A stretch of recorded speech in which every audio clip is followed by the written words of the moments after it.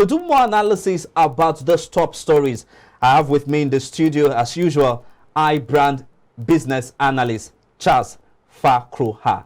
This time around, I got it. Yeah, of course. Without any kind of hesitation. Okay. Without any mother. No problem. And I hit it the nail on the head. Mr. Charles, good morning. It's so good to see you today. Morning. Thank you for having me on your show. Okay, let's talk about some of the top business stories we're tracking at this hour today.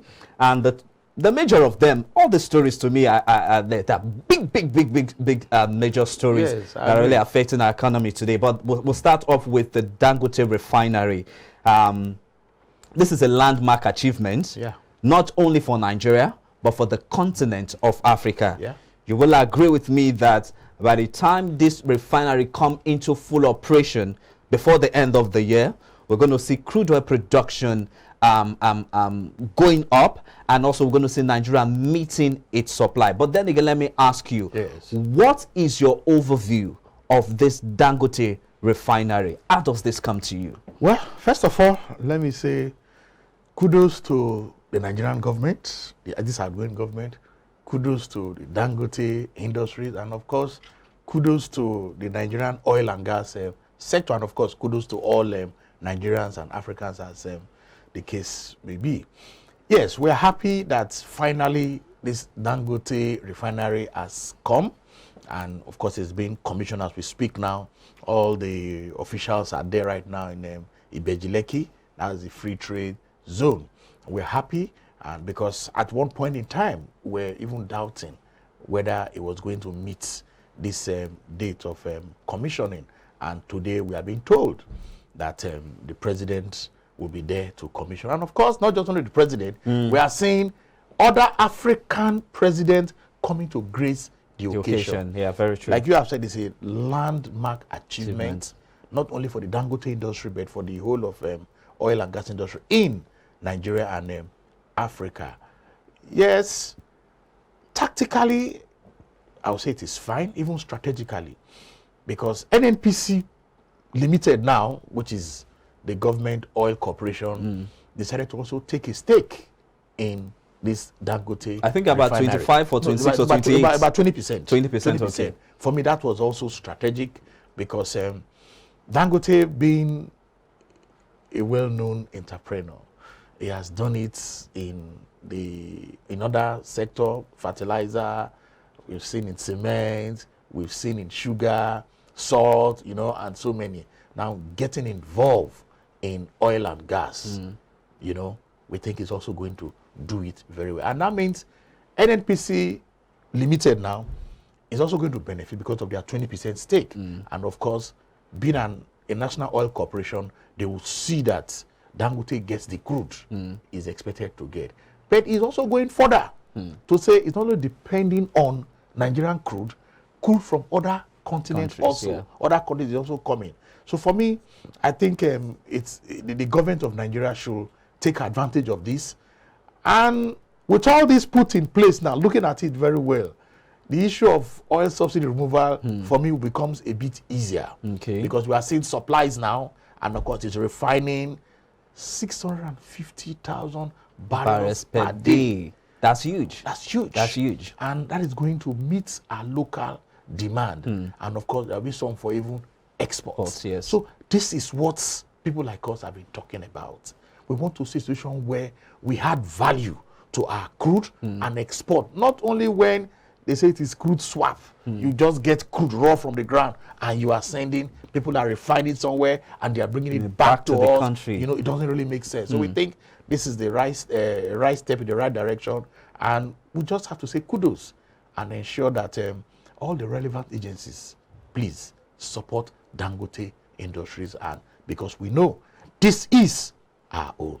Kudos, Dangote. Kudos to Aliko Dangote, my very good friend there. And let's bring this home now to the common man out there now. Some people are watching us and they really want to understand how this Dangote refinery, when it begins production, is going to play a significant role to their life. Although we saw in the news that it's going to create about 100,000 jobs. 100,000 jobs? Yes, it's going to create 100,000 jobs. But let's look beyond that now. Nigerians want to understand. Now, the layman now on the streets, Iya Basira, Mr. Chidi, Of course. and Okafor. They want to understand, will this bring about, now especially when subsidy is being removed, will this bring about a cheaper pricing to fuel products, especially kerosene, which has skyrocketed in the past few months? That's true. Diesel, which is still on the high price. Yeah. Petrol as well. Yes. Not to even mention aviation fuel. Well. Do you see this project bringing a kind of stability in pricing of this crude oil products? Yes, very critical. Let's look at it this way. The man that goes to buy 5 liters of petrol, PMS, for his better part my neighbor Or generator, okay. Exactly. What is the significance for this Of one? course. Yes, one, availability of this product, Okay. which is key. Because you see, when you go to filling station, you see how children, women, how they queue, struggle to get just 5 liters of this PMS to power their small generator. Now, with this Dangote Refinery on board now, I see availability of this product. Now, there is one thing, availability of the product, and of course, pricing of the product. Of course. Now, looking at the pricing now, supply and demand is able to meet the supply. Then the demand is increasing. Now, people have said Dangote is a shrewd businessman, but I don't think so. If you listen to some of his recent interview, he also has a masses at hand. Yeah, but he has to beat his costs. Of course. So- Money has to be made. Profits Of have to be course, made. exactly. A lot has been invested In into it. this project. Yes, but I know the Dangote industry, they have one kind of operating philosophy that as they are doing this, they are mindful of the environment they are operating. They are taking care of the ordinary man. Yes, we might see a slight increase Okay. in the price of, let's start with Petrol, PMS. yeah. Petrol will see a slight increase because, I mean, look at it. People are already buying it 500 naira per liter in other places in the country. It's only in Lagos here, maybe in some few places, you will see it at the official rate. So if it's available and Nigerians are able to buy, they wouldn't mind that slight increase in the product of a petroleum product. The most important thing there is availability. We will not need to queue so much in the filling stations. And so for the ordinary man, I think, yeah, they are prepared. Okay. They are prepared. The shock will not be so much, even there is going to be some increase. But I believe that Dangote, being a businessman, he has most of the best in the industry working for him. They will look at the country as a whole and say, okay, for now, this is the price we are going to set for our product. Based on what the government is giving them in terms of crude, of course, that will determine the price is going to set. But I think it's not going to be so much high that the average Nigerian cannot afford. Okay. We'll keep our eyes on this, and just to inform our viewers that iBrandTV business editor Frank Omolakbe is currently at the Dangote Industry Free Trade Zone in Lekki to bring us up to speed development of activities that goes on there. So there's so much to talk about this Dangote refinery of a project, but because of time, we'll just switch over to our next focus now. Another key story that's making round in the world of business today is the MPC meeting. Wow. We spoke about this thing last week. Yes. We had conversation on it on Business Breakfast. Yes. We had conversation on it on Analyst Hangout. Yes. But the truth is we can't stop talking about the MPC meeting until we see the final resolution that will play out tomorrow before we have an overview of where the economy will be tilting towards. Now, the MPC will be meeting tomorrow.